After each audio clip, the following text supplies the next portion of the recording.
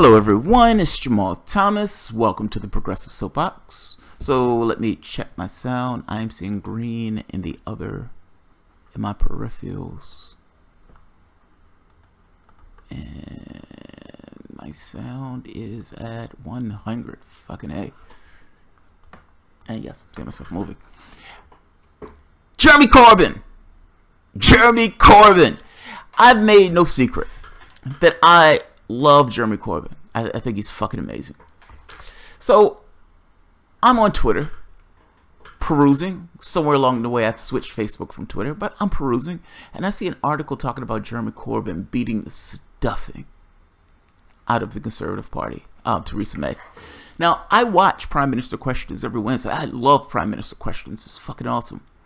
And something that you've noticed... let me roll back for a moment. Jeremy Corbyn takes over as the leadership of Labour.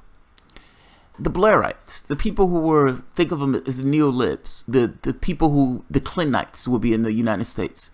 But the Blairites, they hated the fact that Jeremy Corbyn had taken over because for the first time in a very long time, somebody representing Labour actually represented Labour. He actually represented Labour. And he was unequivocal. He understood who he represented. He understood who he was. There was no ambivalence about it. I am Jeremy Corbyn. I am representing Labour. I am representing the people who put me here. The Blairites, snarling, tries to take him out of his seat. They clawed at him. They're angry. They're saying these mean things to him. And in an election that they kind of came out of the blue with, they lost.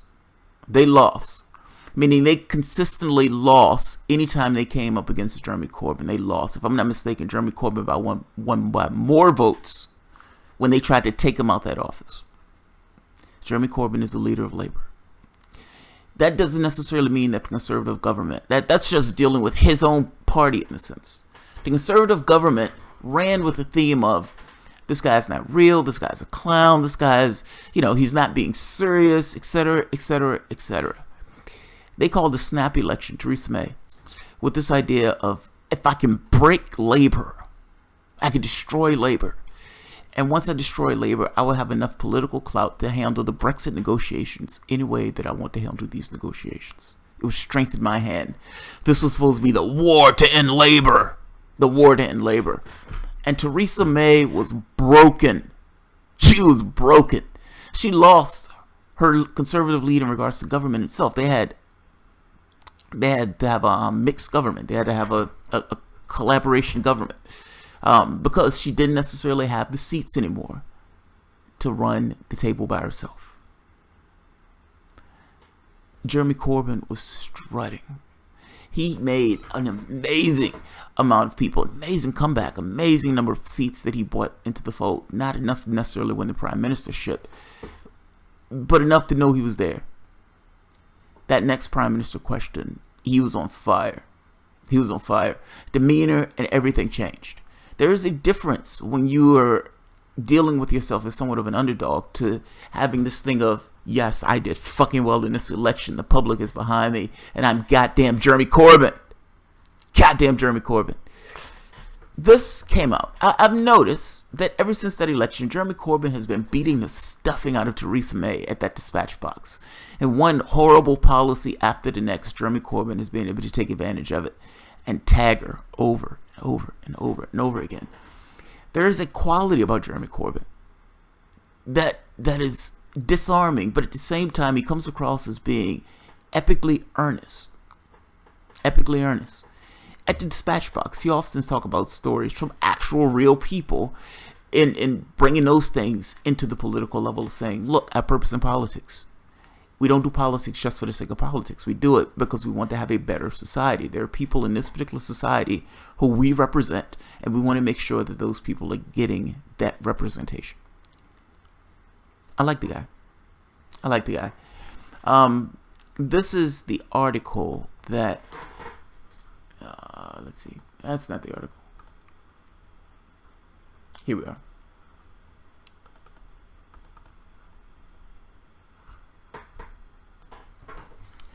Tories panic in his internal polls put Labour 12 points ahead of Conservatives. You don't say! You don't say! Now, up until this point, they've been telling me that Jeremy Corbyn has no chance to win. Jeremy Corbyn is not serious. Jeremy Corbyn shouldn't even be at the dispatch box. When, what's his name? The guy who was there before, Cameron.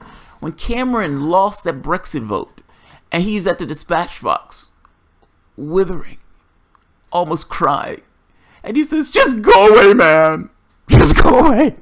He's freaking out. He's losing his shit because he decided, if I lose this Brexit vote, I will resign. And damned if he didn't lose that Brexit vote. And yes, he had to resign. Guess who was still there? Jeremy fucking Corbyn. Jeremy fucking Corbyn was still there. Brimming like a goddamn superhero. So let's go through this article, because I think this article is awesome. Internal polling conducted by the Conservative Party reportedly shows that if there was an election held today, Jeremy Corbyn's Labour Party would completely obliterate the Tories by a massive 12 points. ITV political correspondent Paul Brand said on Twitter that one senior Conservative MP told me this week that internal polling shows a 12-point gap, and implied that the Conservative HQ has subsequently descended into a blue panic. I don't know what a blue panic is, but it doesn't sound good. And in line with this huge failure of public polling during the 2017 election, Brand went on to say that some Tory MPs revealed that they instinctively feel that the gap is bigger than the polling reveals. The polling says 12 points, but oh man, something in me tells me that they're beating the shit out of us even more. Now, I don't live in Britain, so fair enough. But what I observe as an outside observer looking at what takes place in PMQ, and if the society itself is in any indication of what takes place in PMQ, not even just how the two people interact, the way they relate to each other, the changes that have taken place in Corbyn when he's been as the leader of Labour in that particular position, you could imagine that trying to be taking out that seat and beating back your opposition, beating the heads of the Blairites and putting them down, you can imagine that would make you feel fucking amazing. And it would give you a huge sense of pride in the sense of, I am in this place and they could not take me out the seat with the best thing that they could, and I'm still here. And I outlasted the snarling PM that was there before me. You can imagine that would instill you with a particular sense of pride. You can imagine going through an election where they're saying that you have no chance, where the Scottish National Party is talking shit, calling themselves the secondary party in the country, and they all lose. They all lose. They're all beaten down. You could imagine that that would instill you with a sense of pride. And the pride shows being from when he started to where he is now, there's a significant difference in his demeanor and his poise at that dispatch box. He understands, and he can feel it, just like everybody else can feel it. Jeremy Corbyn, I will make this prediction, will be the next Prime Minister of Britain. I don't live there, fair enough. And you can tell me to go fuck myself, fair enough. But whether you want me to fornicate myself or not, at the end of the day, he will be your new Prime Minister. He will be your new Prime Minister. So, and let me keep reading. The news comes as numerous pundits and former political question why, amid extraordinary shambolic Tory process, Labour is not polling much higher than they currently are. And yet another anti-Corbyn tirade last week, former Labour Prime Minister, an illegal war instigator, you mean war criminal, he's a fucking war criminal, Tony Blair, said that Labour should be 20 points ahead in the polls. You should be in prison. You should be in prison. Why on earth is anybody giving Tony Blair a mic at all? If anything, you should be putting Tony Blair in handcuffs. And I understand that we haven't put Bush in handcuffs either, so fair enough. But you're supposed to be better than us. You're supposed to be better than us, or more refined. Let's say it that way. More refined. Blair Ash should be in prison. Blair made the claim despite Corbyn's party currently polling at exactly the same figures Blair himself won in the 1997 Labour landslide election victory. That sniveling weasel. Tony Blair needs to be in prison. He's like, they should be ahead by 20 points. Hey, Tony, you understand that that's the same amount of points you were ahead at during the same time, or during your victory.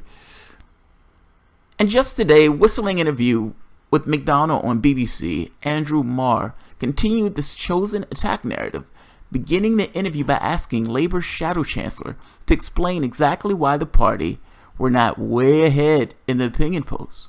Why aren't you beating them by more than this? You should be beating them by more than this.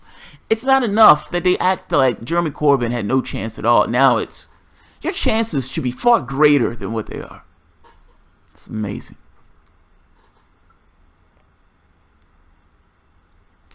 Brexit will be the Tories' last stand. I don't need to read this part. I'm going to put this in the bottom so you guys can read it for yourself. For those of you who haven't seen Jeremy Corbyn and don't know why I like the guy, Jeremy Corbyn gave a budget statement. And in the budget statement, I make this case that Jeremy Corbyn is unequivocal in who he is and what he represents. And it is rare, very rare, to see any Democrat do that. Bernie Sanders is not a Democrat. He's probably the last person that I've seen behave in this way. And it's not this intellectual thing. It's not a... When Sam Ronan gave his thing the other day, I kind of made this point like, dude, just be yourself. Just be yourself. People just want you to be you. They don't want to come across as being scripted or anything else. He emotes. He emotes in this compassionate, empathetic way, even though he's talking about policy. How can I say this? It's like he believes it from flesh to bone. And because he believes it from flesh to bone, I like the guy. I tend to think that the guy is being earnest. So let's take a look at Corbyn having essentially rebuffing or going after the budget of the Conservative Party. I'm not going to show all of this, but I will show some of it. So let's take a look. The Right Honourable Jeremy Corbyn. Thank you, Mr. Speaker. Thank you, Mr. Speaker. The test of a budget is how it affects the reality of people's lives all around this country. And I would submit, Mr. Speaker, that the reality... Luke, if somebody wants to go for an early cup of tea, please do so. I'm told there's mince pies are waiting. But what I will have is the Leader of the Opposition listened to and quietly from this side, in the same way I expected the other side of the House. Jeremy Corbyn. Thank you, Mr. Deputy Speaker. The reality test of this budget has to be how it affects ordinary people's lives. And I believe as the days go ahead and this budget unravels, the reality will be a lot of people will be no better off and the misery that many are in will be continuing. Pay, Mr. Speaker, is now lower than it was in 2010, and wages are now falling again. Economic growth in the first 3 quarters of this year is the lowest since 2009 and the slowest of the major economies in the G7. It's a record of failure with a forecast of more to come. Economic growth has been revised down. Productivity growth has been revised down. Business investment revised down. People's wages and living standards revised down. What sort of strong economy is that? What sort of fit for the future is that? You may recall, Mr. Deputy Speaker, the deficit was due to be eradicated by 2015. Then that moved to 2016, then to 2017, then 2020, and now we're looking at 2025.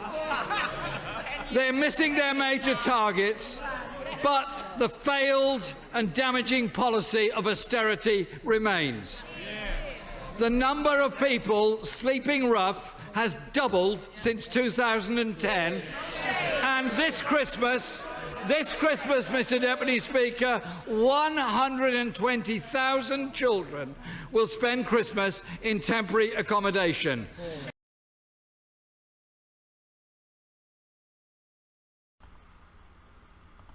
just to show a distinction between America and Britain, he's talking about the homeless. He's talking about people who are actually in poverty. He's actually talking about the poor. That's fucking amazing. Now, I know if you're in Britain, that may not necessarily sound amazing. Even your conservative government, for the most part, brings up issues of poor. So, yes. But in America, that is mind-blowing. We don't talk about the homeless in this country. We don't talk about doing anything for the homeless in this country. This idea of sleeping rough in temporary housing, that never comes up in the conversations of politicians in this country. What is a vehicle in this country that's supposed to deal with issues such as that? That vehicle is supposed to be the Democratic Party. When on earth have you ever heard the Democratic Party talk about any of the stuff that he's talking about in this particular speech? Let's keep going.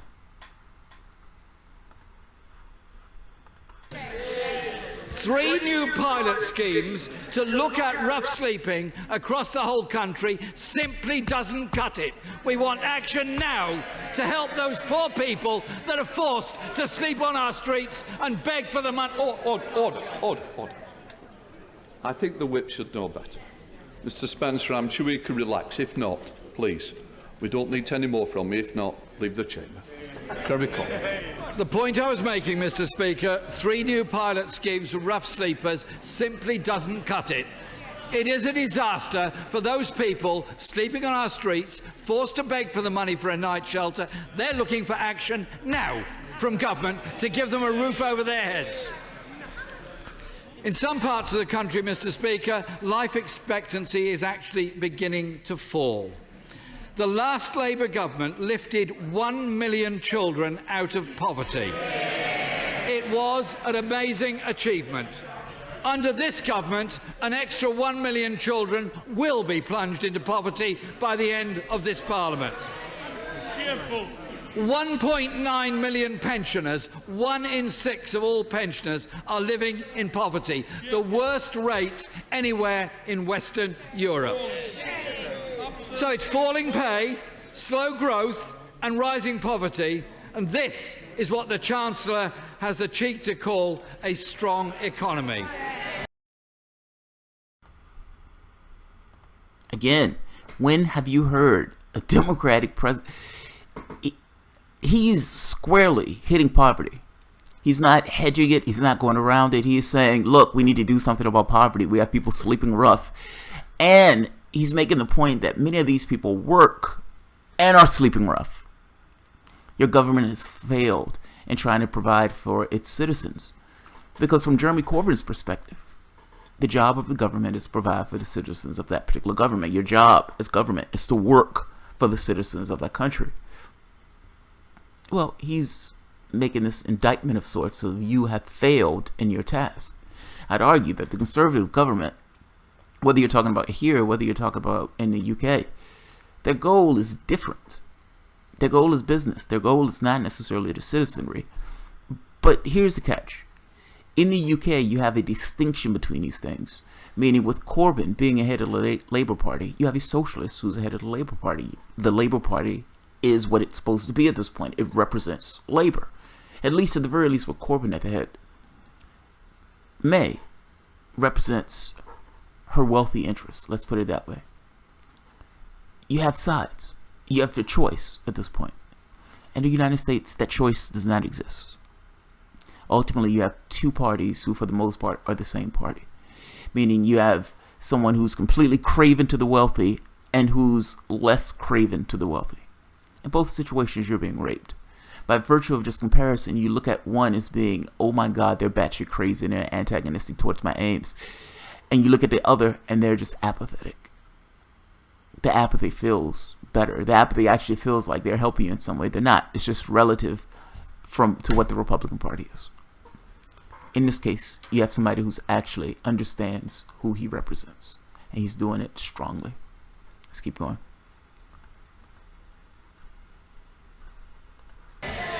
His predecessors said they would put the burden on those with the broadest shoulders. So how's that turned out? The poorest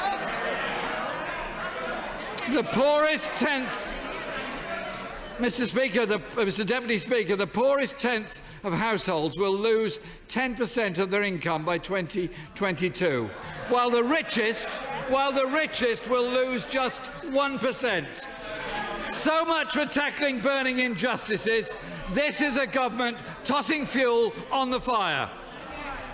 Personal debt levels are rising. 8.3 million people over-indebted. If he wants to help people out of debt, he should back Labour's policy for a real living wage of £10 an hour by 2020. Working class young people now leaving university with £57,000 worth of debt because this government, his government, trebled tuition fees, and the new government policy is to win over young people by keeping fees at $9,250 per year.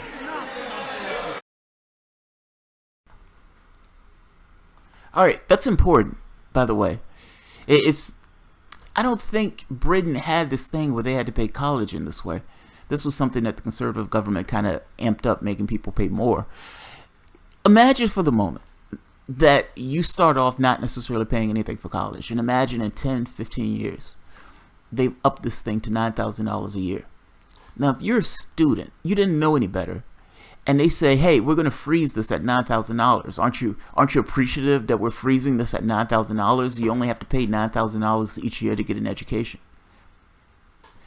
If you didn't know the prior history that this stuff wasn't necessarily charged at all, you can get caught up in this thinking of, well, this isn't a bad deal.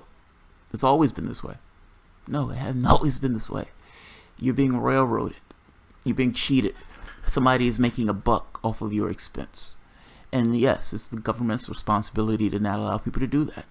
If we're all vulnerable in this case, look, I'm firmly in this camp that you getting an education is beneficial to your particular society. It's a benefit. It's a plus.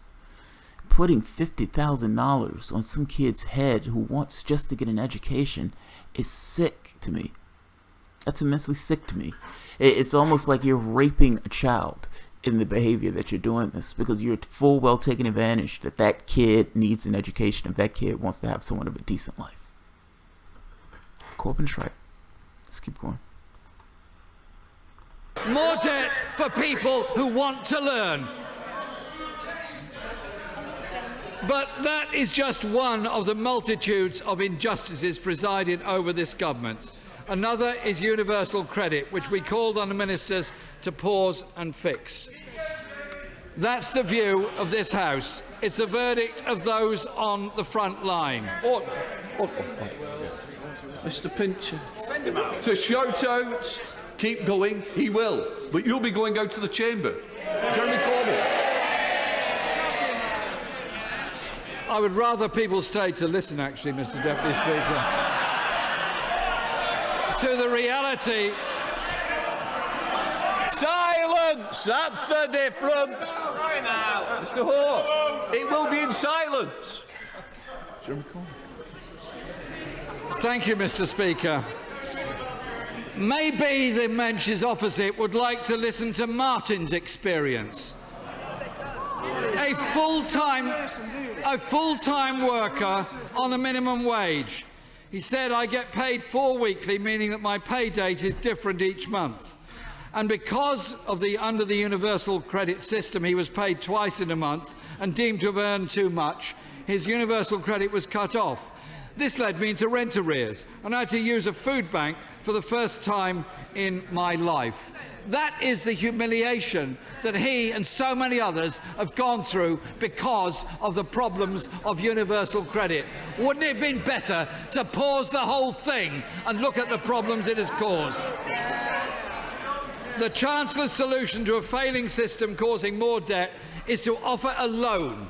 And the 6-week wait, with 20% waiting even longer, simply becomes a 5-week wait. This system has been run down by £3 billion of cuts to work allowances, the 2-child limit and the perverse and appalling rape clause, and caused evictions because housing benefit isn't paid direct to the landlord.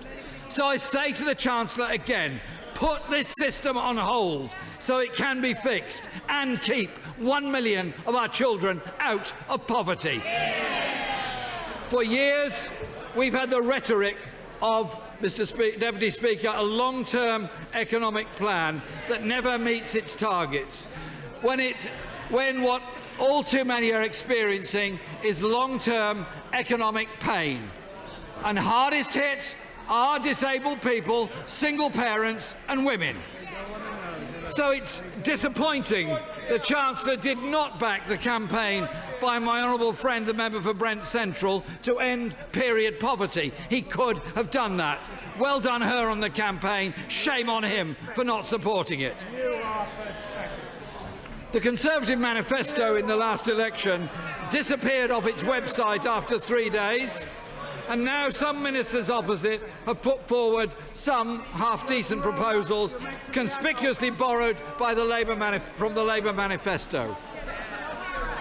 Let me tell the Chancellor, Mr. Speaker, as socialists we're happy to share ideas. The Community Secretary called 50 billion of borrowing to invest in house building. Presumably the Prime Minister slapped him down for wanting to bankrupt Britain.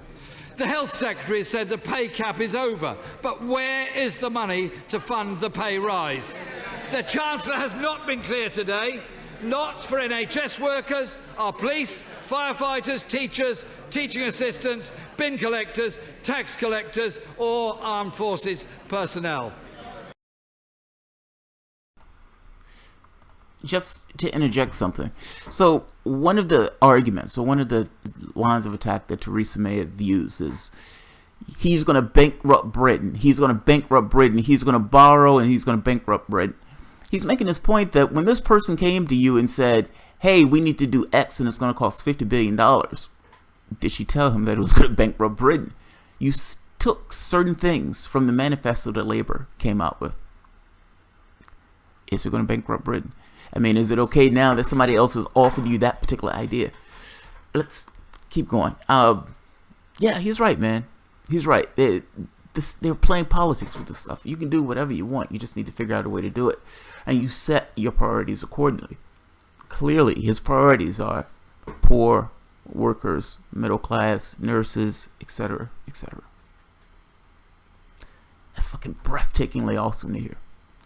Like, it's breathtakingly clear. Like, it's not this thing of this person who's ambivalent. It's not Hillary Clinton trying to parse her words in regards to what fracking she's okay with and what fracking she's not. Or what type of abortion are you okay with? What are the caveats? Yes, I'm for abortion flat. Just as a flat. Yes. Yes, this is what I am. That's Corbyn. That's what he is, man. He tells you exactly what he is. He says, as a socialist, we welcome you to take these ideas. As a socialist, we're welcoming you to take those ideas.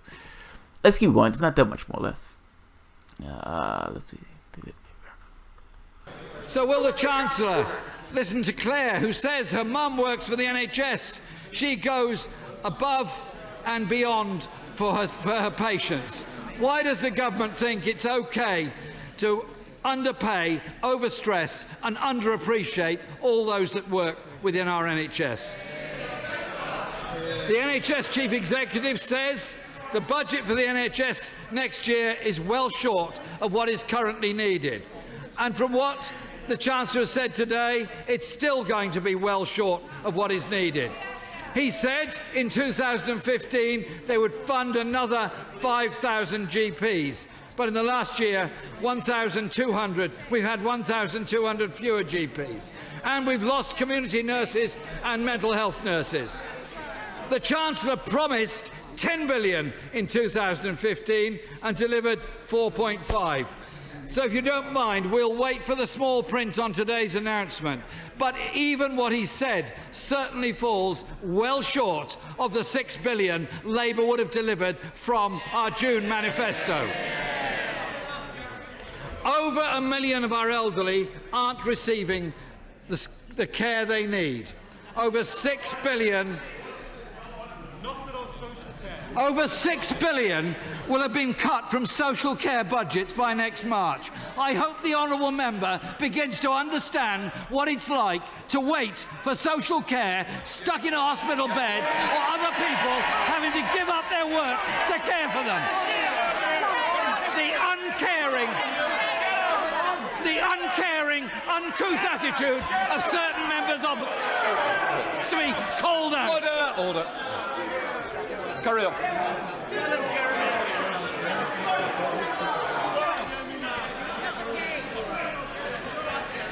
Mr. Speaker, that is why social care budgets are so important for so many very desperate people in our country. Our schools, Mr. Deputy Speaker, will be 5% worse off by 2019, despite the Conservative manifesto promising no school would be worse off. 5,000 head teachers from 25 counties wrote to the Chancellor saying, "We are simply asking for the money that has been taken out of the system to be returned." A senior science technician wrote to me, Robert, saying, my pay has been reduced by over 30%. I've seen massive cuts at my school. Good teachers and support staff leave. That is what does for the morale of both teachers and students in school. According to this government, 5,000 head teachers are wrong, Robert is wrong, the IFS is wrong, everybody is wrong except the Chancellor. Jeremy fucking Corbyn, man. I love that. Because they keep saying, every time you bring up this thing of you guys are making cuts to the system itself, you guys are cutting NHS, you guys are cutting schools.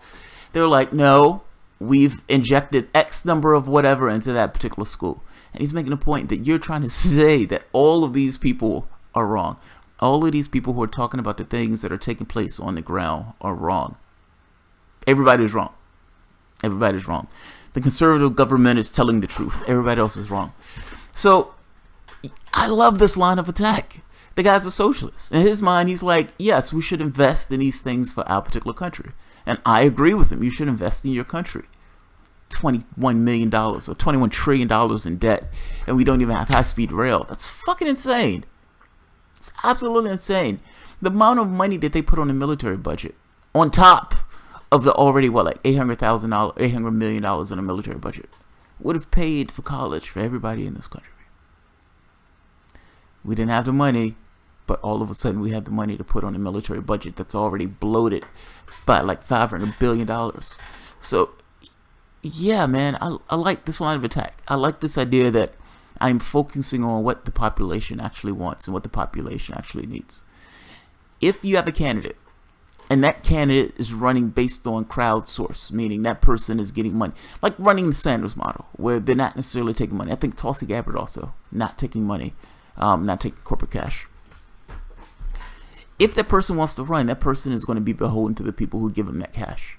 Now, I know some people will say, well, Sanders, at a certain point, was not beholden. Well, at that point, he was no longer a candidate. I'm going to put the link to this video. It's not that much of it left, but I'm going to put the link to it. I'm not going to go all the way through it. Jeremy fucking Corbyn, man. Jeremy fucking Corbyn. I'm sorry, that's just not something you see here in the United States. This entire budget speech that he's getting, the rebuttal to the budget, is the argument. The line of attack is literally based in these issues of class. It's based on issues of class. The conversation that he's having is, how is this affecting the poor? How is this affecting workers? How is this affecting the middle class? How is this affecting the 99% in Britain? That's all I care about. That's what I want to know. And at that point, he's using attacks based on that particular line of logic. Fucking love this. You don't hear this at all in the United States. Like, this is so rare. This is so rare to hear. I love it. Fucking love it. Let's see. Stephanie Lemon, JC, Jeremy Corbyn for Prime Minister. Yes. Yes, yes, yes.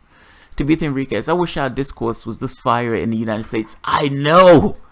I know. Particularly fiery when you mean it. Like, not fiery in this kind of phony comic bookish way. I'm talking about fire when just stuff is down in you. It bites into you.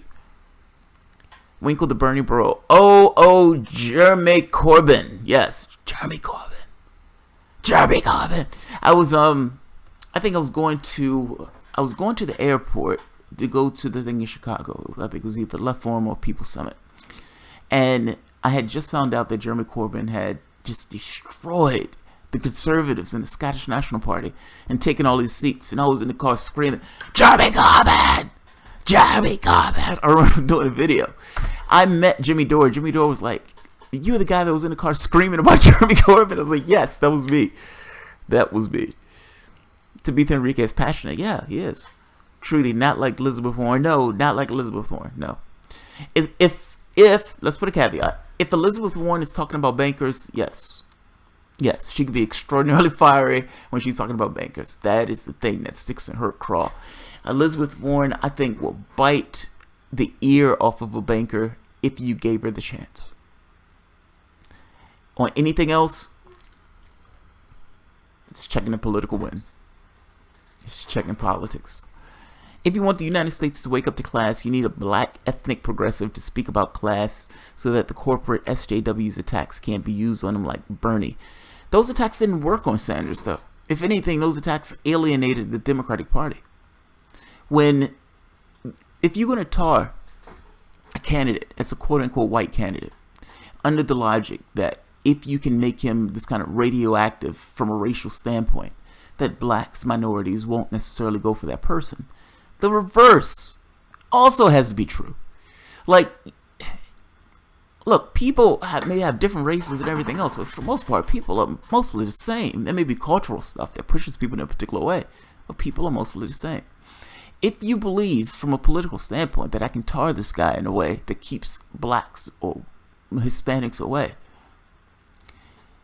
by making your candidate in the reverse, meaning you're hugging every darkie that you can find, and your main conversation is about identity, you don't think that's going to alienate the whites in this country also? And they're, 70% of this country is white. It's like, come on, that's bad strategy. The conversation that needs to be had is about class. You affect 99% of the population in that particular conversation. That is a wide net. Identity, man. Look, from a standpoint of identity, you ferociously fight to protect the rights of each and every person in this country. For those people not to be treated poorly by issues of race or by issues of sexuality. That should be a flat fact. That should be a bottom level in your society. Nothing takes place on this. We will not tolerate anybody being treated poorly based on color or sex or whatever. That should be a given. If somebody treats somebody poorly in that way, you should attack that person. Yes, you should go after that person. That should be this kind of hegemonic view in your society that goes without thought. This is, people are human beings, and we're going to treat people as human beings fairly and honestly. So the SJW thing, it's I hear people make that thing. It just depends on how far they go. If you're defending somebody that is actually being harassed in a particular way, I don't think that's SJW. I think you're just defending a human being. All I'm saying, that didn't work on Sanders. It didn't work. Sanders' issue was that nobody knew who Sanders was. African Americans, Hispanics, they didn't necessarily get a chance to know him. The youth vote, yeah, it was breathtakingly destroyed them. It was a landslide in regards to the youth vote. But my mom would be like, I didn't know who Sanders was. She did vote for Sanders because of me, but she would say, I didn't know who Sanders was. And a lot of those people had no idea who Sanders was. And ultimately, I think African Americans look at voting as keep Republicans out of office. It's not that I love the Democrats. Keep Republicans out of office. Which means the equation came down to, who do I think has the best chance of winning in the election? They don't know Sanders. They don't know Sanders. So I don't necessarily think that worked all that well, at least from the standpoint of the left. And also, if you're in the main campaign, that actually worked to the benefit of Sanders. So, Trudy, C is also emoting when talking about banks, but she seems to mean it. SE, who is SE? C is also. he is also emoting when talking about banks, but he seems, I think you're trying to say he instead of C. Yeah, he means it. He means it. He absolutely means it. There's a reason why the Blairites hated him so much, because he was a true believer. He meant it. He meant it. The president needs to round up the oligarchs and bring them before the country to explain why they need more money. Royce Dock. Round up the oligarchs. Those people are the oligarchs. When you're talking about Congress, yeah, those people are oligarchs. Most of those people are rich. If I'm not mistaken, all of them are rich to varying degrees. So yeah, they are the oligarchs. Trudy, I thought she had to. Trudy, I have... Oh, missing letters, sorry. Trudy is missing an H. That's that's fine. That's fine. That's fine. That's fine. I don't think... Look, man, I don't think they need to be round up and bought before the country.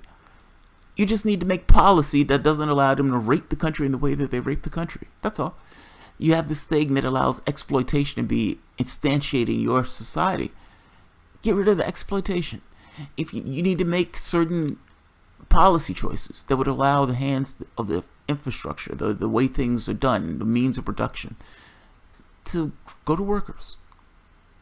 Workers shown the means of production. You should have a situation where people have a universal basic income. There should not be... Look, I'm not going to bitch about it. I'm just saying there's changes that can be made in your society to make your society fairer and better. And less vulnerable. Let's put it that way. Less vulnerable.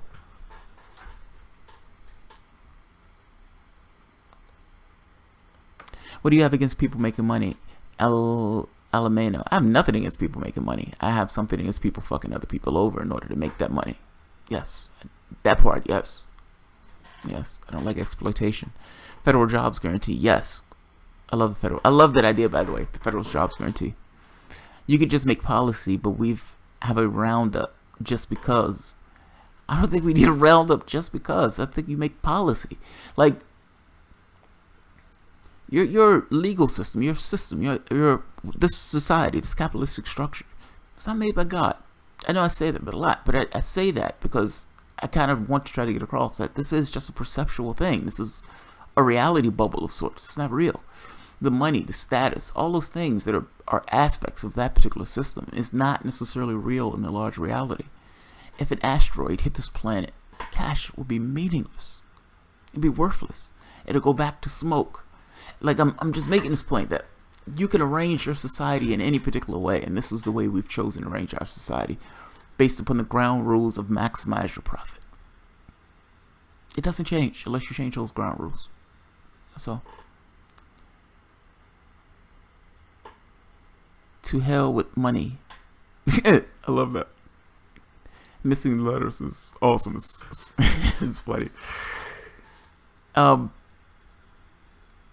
Yeah, I'm more in this Venus Project camp. I gotta be honest. There are aspects of the Venus Project that you scratch your head on.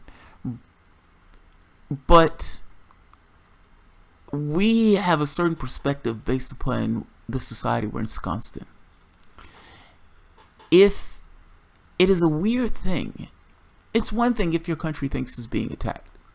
But we have people in this country that would give their lives for this country and go in and subject themselves to military service. That's somewhat of a cultural pressure. That's a cultural phenomena. And I'm saying that to say, if you have people that would do that, can you create that same level of cultural phenomena where it is a joy and a service to serve my country, not by going around murdering other people and not by getting murdered myself or getting broken myself, but to do things eternally for the country itself? There would always be work in any society you're talking about, but your world can be massively different. That's all I'm saying. Think of the number of people who are around the planet starving. Think of the number of people who are around the planet in war zones. All of those people have immense potential. If those people had an education, if those people had the capacity of a society of sorts that wasn't necessarily having bombs dropped on it and consistent thing.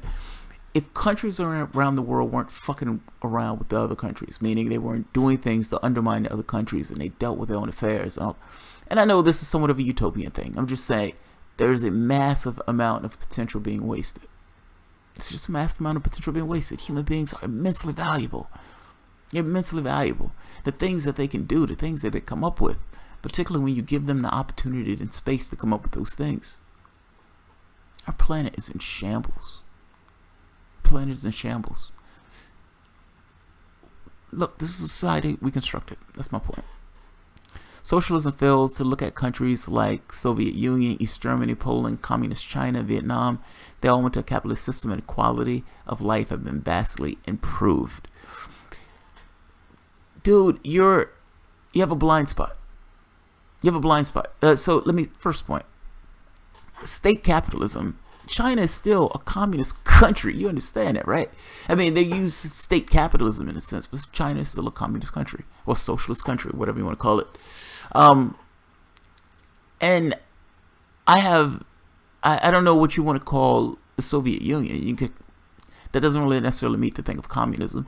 It sounds more like a state capitalism in a sense. You just have the state controlling the means of production as opposed to individuals and people controlling the means of production. I'm making a point that those things are different. You also, democratic control is immensely important to me. This idea of freedom of the individual to be who that individual is. Here's my point. You have a bias. You have an immense bias because you're ensconced in this particular society. You in no way pay attention to the murders. You in no way pay attention to the wars. You in no way are paying attention to the poverty. That's the violence of poverty. Not because you need to have poverty, but because the country decides that markets and profit matters more than the human beings themselves. So you have a world that's in a mire of shit and piss. And this capitalistic system hands huge amounts of cash and resources to people at the top who don't need it. Who don't need it by any iota. The billionaire stepping over the homeless guy to get into his car to go to his third yacht. This is sick. This is an immensely sick and immoral system. You have a bias. You have an immense bias. If you're going to say that this particular system is the best, then okay, you need to weigh up all of the things and all of the vagaries and the problems and the difficulties and the excesses of the system itself, and you weigh it against the other systems. I'm sorry, dude, the system doesn't win. The system doesn't win. Now, many of the people who talk about socialism and all talk about just moving deck chairs around the capitalistic system. Some want, more taxes. They want more control of maybe certain industries and stuff like that. That's all they mean by socialism these days. And most people, when they talk about it, talk about democratic socialism. I don't take that argument as being valid. That's all. I don't. That argument doesn't have a leg to stand on, because that argument always presupposes that capitalism was fucking awesome in some way. And I'm saying, with all of the vagaries that exist in this particular model, there's no way you can look at this model and say this model is fucking awesome. It is embarrassing. It is embarrassing. It's absolutely embarrassing. Stephanie Lemon, it's a voucher program just like any other. Scorpion 32. They used fake identity attacks on him, and it managed to work on millions of Hillbots. Not everyone has the same level of awareness. Blinded by masks, need to speak to each other, each tribe in their own mask. Okay, I don't know the pretext for that. Stephanie Lemon, basic income by itself is just a neoliberal trick to keep us begging for crumbs. Yeah, that part I kind of agree with you on, right? So it depends on how you do it. I would make this case that you would say all resources belong to people of this particular country. And because those resources belong to people of this country, there will be a tax that will be from those resources. And I like that argument because those resources should belong to you. What right does the state have to sell things off that are supposed to belong to the people of that particular state? Yes, just like Sarah Palin did in Alaska. We have oil. If they're going to use that oil, you're going to get a kickback from them using that oil. I think the same thing should be applied all over the United States. That's the first point. And yes, I do think the universal basic income, but I think it needs to be combined with the jobs program. Federal jobs guarantee. Eliminate poverty, man. If you're going to be the left, be the left. Go with this idea of eliminating poverty, even within the scheme of the capitalistic system itself. Eliminate poverty. Give people space to, give people space to be people and think about what they want to do. There are lots of problems with the USSR, but they did take a poor rural country to a major superpower in 2 generations. Vote for number 6. Oh, yeah. Stalin was a bloodthirsty murderer. But, and I hate using but in that sentence because anything that you say is going to pale in comparison to the guy being a bloodthirsty murderer. The guy murdered like 20 million of his own people. But yeah, you have a point. He took that country from this kind of poor, impoverished country that had, 2 revolutions, had foreign governments, 6 foreign governments invade that particular country in order to put back the person who was there before, the king or whoever. And then it had another war where they lost like 10 million, and another war on top of that where they lost, like 20 million people. And yet they were the number 2 superpower. You can say what you want about them. Yes, but you can't say that the system was a failure in this way. The system was going up against a capitalistic system, and both of those systems were going after each other. The state capitalistic model that they were going within the Soviet Union was not socialism. I'm sorry, it wasn't socialism. People like to call it that, and they themselves called it that. They was like, we've reached communism. But they say it for the same reason that Americans say they're home of the free and the land of the brave. This shit isn't real. It's a tagline. It's what they use as propaganda piece. The idea was that socialism was supposed to be this cuddlier version of a society where they loved and cared for the people, and so they had an empathetic system of governance. Well, that wasn't true at all. I mean, like I said, he went through 15 million of his own people. They had massive difficulties in the USSR. But let's not pretend that they didn't necessarily pull themselves up to the number 2 superpower status. That was fucking amazing. That was fucking amazing for them to be able to do it. How he did it was gross. Capitalism subsidizes wealth. Yes, it does. Stephanie Lemon, if you match it with a federal jobs guarantee, I'd be more inclined to accept it as long as it's a living wage. Agreed. Trudy, sorry, I'm thinking about dumping capitalism first, basic needs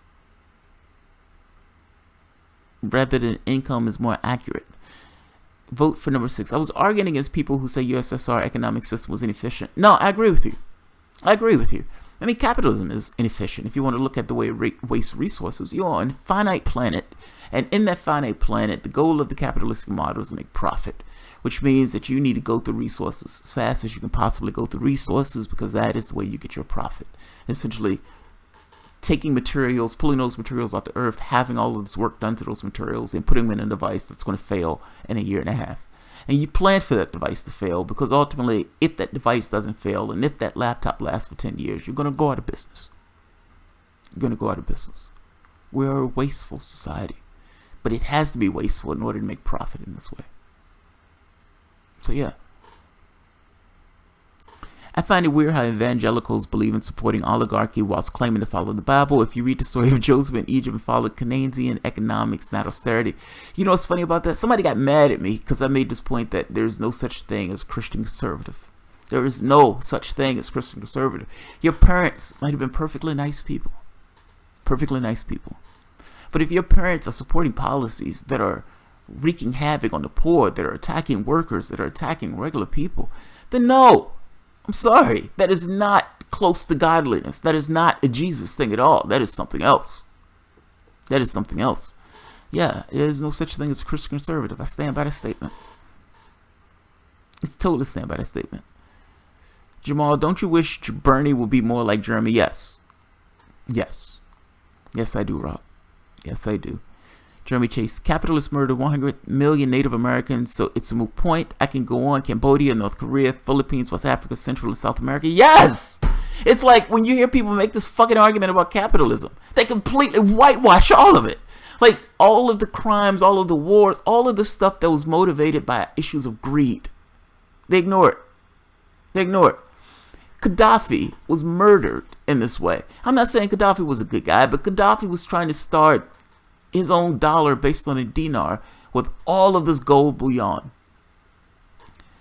They attacked him under the context of, hey, we're trying to stop him from murdering his own people, so we ourselves are going to engage in an action that's going to murder his own people. When the WikiLeaks document was released showing that they were talking about the gold, they were saying he had a lot of it, and they were saying that this was problematic. And all of a sudden, you had to rub him up. That's greed. That's the profit motive. That's this thing of we need to make more, we need to maximize our profit. And when you get into this level of governments do things that are horrendous and gross for economic reasons. Yeah, you can't make this argument about the capitalistic system without taking all this stuff into account. All of these things are weighed and added into the mix when you're making this judgment on what's a better system, what's a fairer system, what's a more honest system, what's a system that tries to weed out these issues of corruption. It ain't this. It's not this. It's not this at all. Capitalism, a pyramid scheme. Capitalism, a Ponzi scheme. Trudy, I agree. Cheeky rogue, from your mouth to ears, their ears. You mean God's ears? From my mouth to God's ears? Yeah, I agree. I was arguing it. Yeah. Scorpio. I find it. Yeah. Jamal Noche. Yes. Let's see.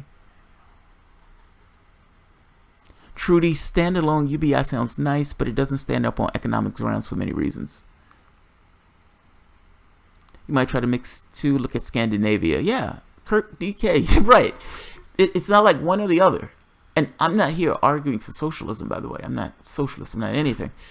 I don't have an idealistic view in the sense of how it needs to be done, in the sense of certain metrics that I think need to take place. But those metrics are just based on being a human being. It's people should matter more than profits. However you arrange yourself, you need to find a way where that arrangement allows people to be human beings. From a political space, the point of work is to make sure people have the things that they need. That's it. Work is there to supply your needs. That's it. Beyond that, life should be about living your life. People have fucked up and getting lost the boat on this one. Like they've decided to chain themselves to this kind of slavery. And while at the same time considering themselves free. It's fucking amazing. You work 50 hours a week and you're saying that you're free.